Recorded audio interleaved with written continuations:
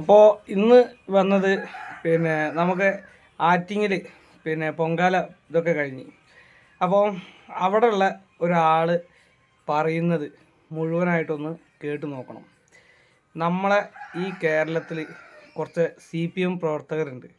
അവർ ചെയ്യുന്ന മാതിരി ആരും ഇതുവരെ ചെയ്തിട്ടില്ല. എന്ത് BJP നല്ല കാര്യം ചെയ്താലും അത് അവർ അതിന് മോശപ്പെട്ട രീതിയിൽ ചിത്രീകരിക്കുക. അതിന് പുറമെ അവർ എന്തെങ്കിലും BJP എന്തെങ്കിലും ചെയ്തിട്ടുണ്ടെങ്കിൽ അത് അവിടെ ചെയ്തിട്ടില്ല എന്നുള്ള ഇത് വരുത്തി തീർക്കാൻ നോക്കുക. അതാണ് അവരെ ഒറ്റ കാര്യം. അപ്പോൾ ഈ ഒരു വീഡിയോ ഒന്ന് കണ്ടു നോക്കി. ആറ്റിങ്ങൽ പൊങ്കാല നടക്കണോടത്ത് അവിടെയുള്ള ആൾക്കാർ പറയുന്ന കാര്യങ്ങളാണ്. അപ്പോൾ അതൊന്ന് കേട്ടു നോക്കി.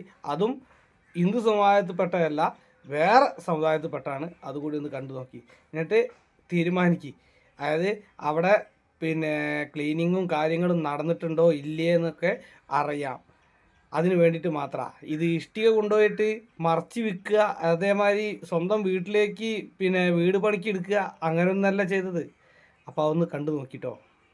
ഈ ദിവസം കൂടെ പൊങ്കാലൊക്കെ നടന്ന് ഫുള്ളായിട്ട് അടുപ്പും കാര്യങ്ങളായിട്ട് ഒരു പ്രശ്നമില്ലല്ലോ. ഇപ്പോ ഇന്ന് രാവിലെ മുതൽ വാർത്തയിലൊക്കെ അങ്ങനെ കാണുന്നുണ്ട്, ഇവിടെ എവിടെയും ക്ലീൻ ചെയ്തിട്ടില്ല, അതുപോലെ തന്നെയാണെന്നൊക്കെ. അങ്ങനെ തോന്നുന്നുണ്ടോ?